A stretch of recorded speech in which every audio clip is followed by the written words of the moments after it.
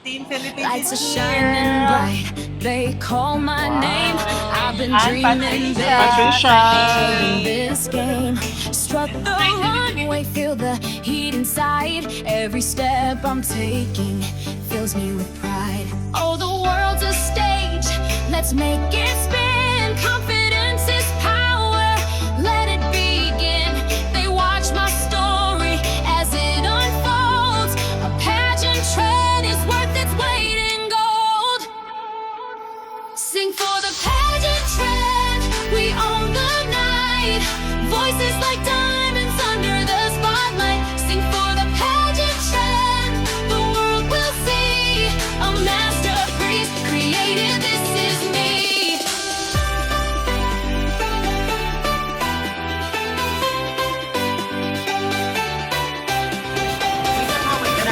Papaano kasi yung pinto?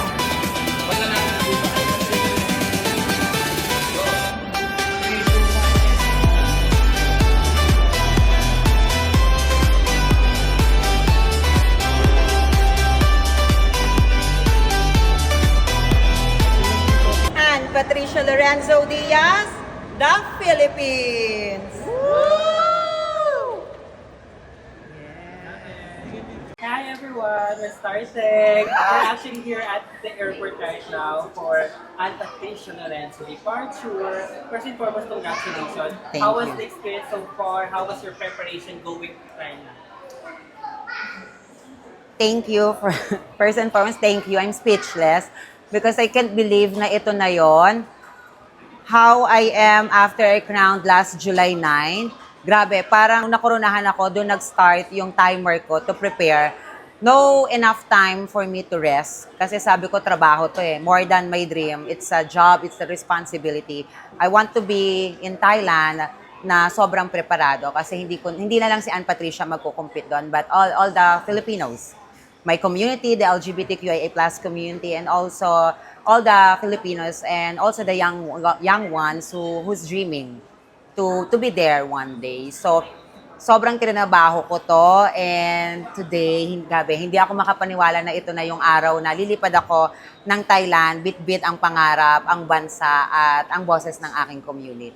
Yes, this is your, finally, ito yung pinaka-inaantay natin. Ang tagal mo hinantay to. Sobra. Tagal mo inantay, like years talaga. 4 years 4 years in the making. in the making. Pero ito na, syempre naman, after mong manalo ng MIPPH, I'm pretty sure na sobrang naging busy ka. Preparation. Syempre, sino-sino ba yung mga designer mo na pwede mo i-share? Ayan. Yes, sobrang busy. Parang from day one talagang trinabaho na namin. Then nag-share na kami ng collective ideas to ng organization with the chosen designer. The designers that I pick is Sir Manny Halasan, of course, Alison Castro, Sir Chico Estiva, Mama Resti Lagare, ayan. And also the young designers na sobrang nakipagtulungan sa akin, which is they are part of my advocacy, Habi ng Pangarap.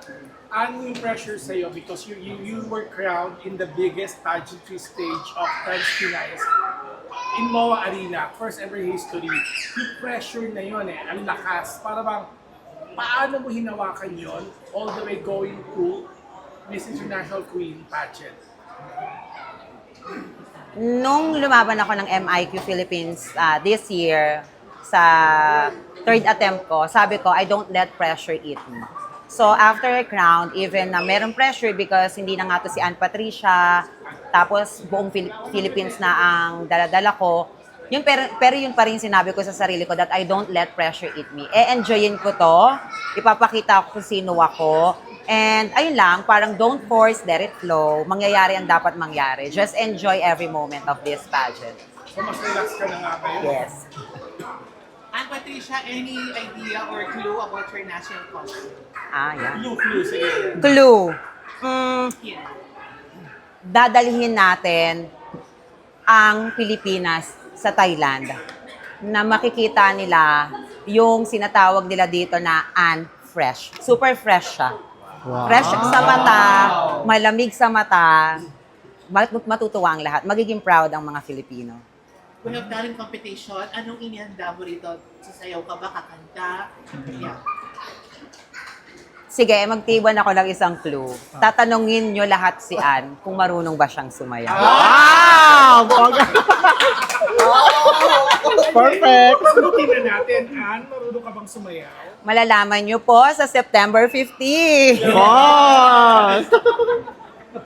And how do you feel na kayo yung pinagtatapat ni Miss Vietnam who's also leading the leaderboards, the hot days, right? Sobrang ganda rin ni Miss Vietnam and she is our neighbor, part of the Southeast Asian country. And lagi namang ganun in every competition, lagi may pinagtatapat. And me, I'm so proud na at least tayong mga transgender women in Southeast Asia talagang nag-excel in every pageant.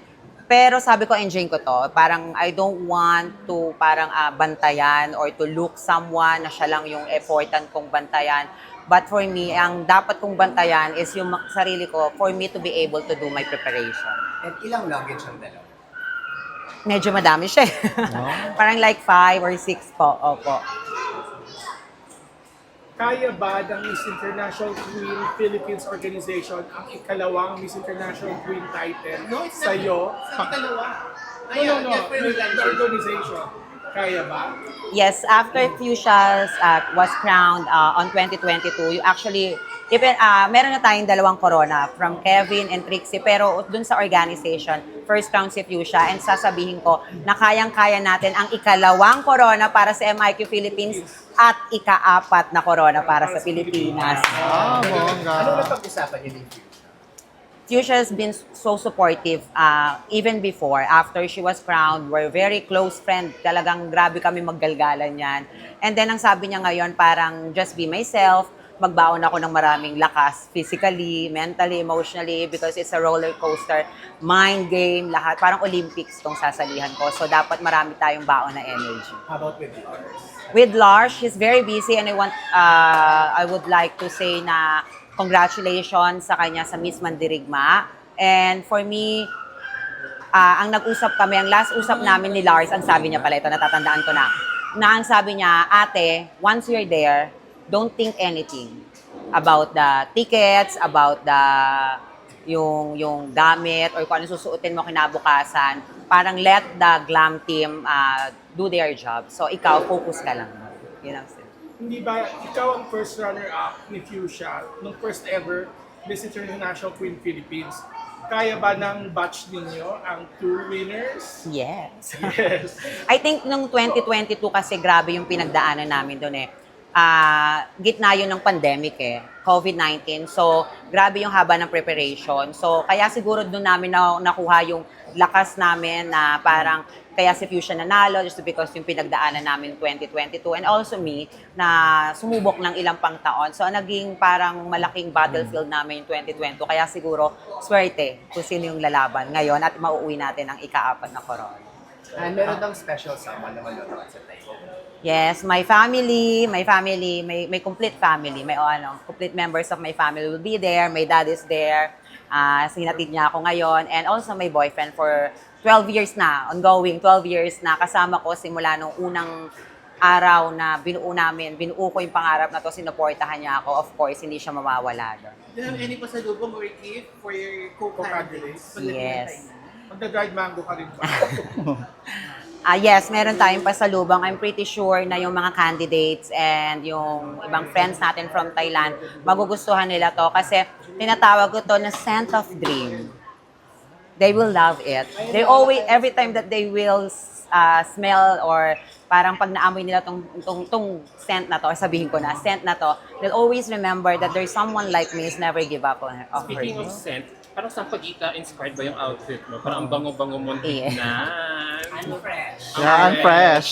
Yes, Parang yun na ata. Nung parang So preview na ba yan ng OOTD pasabogs mo? Pag-change outfit ka rin pagdating sa abangan. Ay, maraming Pero baon. ito, natumbok mo na nga.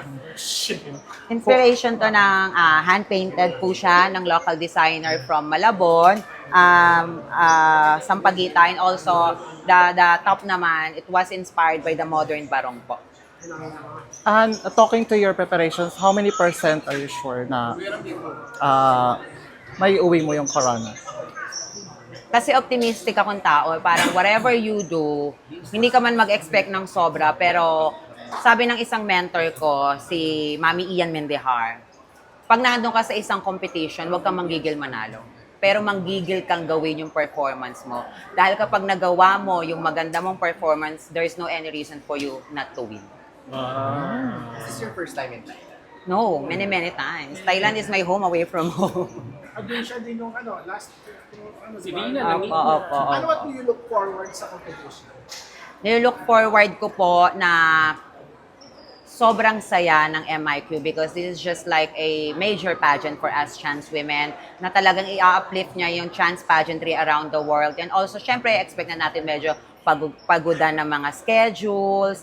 Ayan, pero sobrang saya kasi marami na naman ako mamimit ng mga trans women around the world na we're sharing stories, cultures, and also beliefs. Kaya sobrang excited How po many ako. candidates na?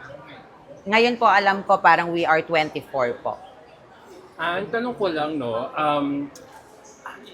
you had a very controversial win. Pero kapag, alam mo yun, pero the way we look at you, since your crowning moment up until now, ang light, parang walang excess baggage. Alam mo yun, ano yung sikreto ng motivation mo na parang iba, imbis na ma-stress ka, you're glowing instead. Yeah, you look better now than Thank you. when you won actually. Ayan, medyo nakapahinga na tayo doon kasi syempre nung national pageant medyo hectic yung schedule namin doon. Then ngayon medyo nakatulog tayo while preparing.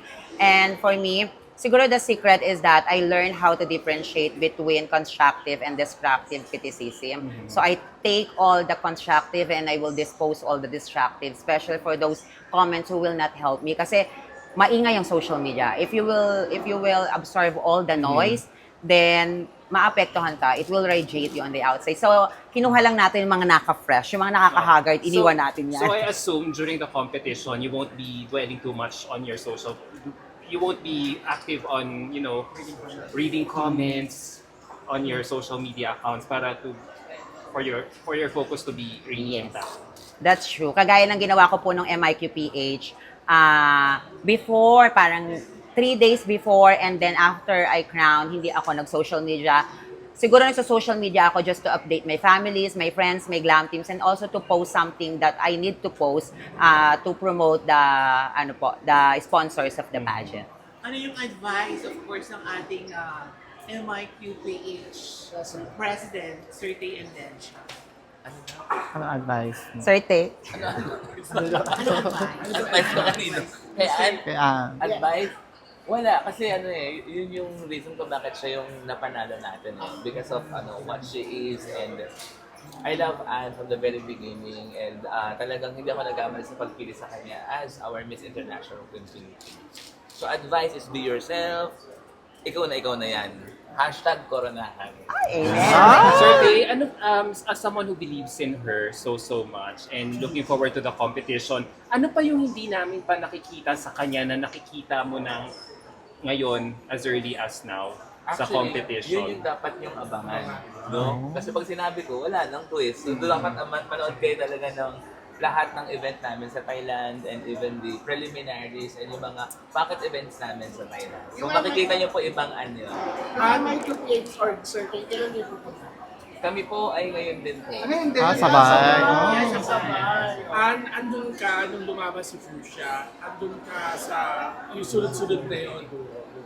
Dahil napanood mo lahat yung laban ng mga nakaraan nating MIQ Philippine winners, ano yung gagawin mo kakaiba na very at para makuha natin yung ika-2 para sa organization at ika-4 para sa Pilipinas?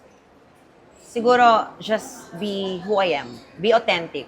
Kasi yung nakikita ng tao, social media, si Anne, yung parang it's about the glitz and the glamour. I have a very strong personality. But I want people to realize na there is something with me, with Anne, na sobrang mai-inspire ang tao, na parang kayong luluhat nanonood ng MMK. But by telling my story and by being authentic for who I am, I will able to inspire not only the Filipinos, but I'm pretty sure all the trans women, all the young generation is dreaming around the world. So papaiyakin mo kami? Yes, in a good way. Sana Saya, nanalo sa ka. Sa tuwa. Kaya kami dahil nanalo Yeah. ka dapat And what makes a Filipina transgender stand out in the world stage? Siguro dahil we experience everything here in our country in a way that since we are young, I am young, I experience discrimination, humiliation, and every kinds of experience. But aside from that, of course, makulay ang mundo po ng mga Trans Pinay. Sobrang saya. Pumunta ka lang sa isang baryo, naglalakad ka, grabe may mga contest na dyan, so naggagalgalan, sobrang saya. So for me, yun yung way bakit tayo sobrang lakas. We're always stand out among others country when we are competing international just because we always want to prove that our culture, our values will make us stand out. Last na lang, message sa pageant fans. Sa sangkabakihan. And of course, kung may mga voting ba tayo? Yes. Online, so i-mention mo natin. Yeah. Mabuhay! This is Ann Patricia Lorenzo, your Miss International Queen, Philippines 2025. Pilipinas, ito na po ang araw na kung saan lilipad po ako patungong Pattaya, Thailand. So I will represent our beautiful country, the Philippines. Naway, baon ko po ang inyong suporta at dasal. So I will take home the 4th crown of Miss International Queen dito po sa ating bansa. And to being updated on all our ganaps, just follow the Instagram of Miss International Queen po, Miss International Queen officials, and also the official Instagram and Facebook account of Miss International Queen Philippines, and also my personal social media po, Ann Patricia Lorenzo Diaz on Facebook. On Instagram naman po, Ann Patricia Lorenzo Diaz 22, and also on TikTok po, Ann Patricia _Lorenzo. Ipapromise ko po sa inyong lahat na hindi ko po i-gatekeep po tong joy na to. I-share ko po every moment po. Yes. Why should you be our next Miss International Queen? I should be Miss International Queen 2025 because I believe that it's our time to take home the 4th crown. Because a someone like me who will be there in Thailand is someone that Miss International Queen needs to inspire others, because the main goal or the main theme of MIQ now is Beyond Beauty, because Beyond Beauty is something that meets more than the eye. Then I will be the one who will define what is beyond beauty. Ah, bongga! Sample of introduction. Wait. Sa pagsikat ng araw ng Pilipinas sa Land of Smiles ng Thailand. Dadaling ko po ang pag-asa ng Pilipinas at ang pangarap po ng maraming Trans Pinay sa lupain ng Thailand, Kingdom of Thailand, which is the land of culture. Na alam ko po na maraming Pilipino ang sobrang saya na binabalik-balikan ng Thailand. So see you there. Good morning Pilipinas, magandang araw Pilipinas, at good morning Thailand. Yes. See you Thailand! Love from the Philippines! Habol ba? It's a cliche question, pero gaano ka-importante itong laban mo ito? Sobrang importante po ng laban ko na to, not just because we want for the 4th crown, but because transgender women here in our Philippines need to uplift our status. Kasi masyadong iniisip ng iba parang we are all after for the physical beauty, for the pageant only. But MIQ po now, especially now, that they are looking for an ambassadors who promoting world equality. So kung tayo po ang manalo dito sa Pilipinas, it means na ako po ang magpapalaganap ng pagkakapantay-pantay sa buong.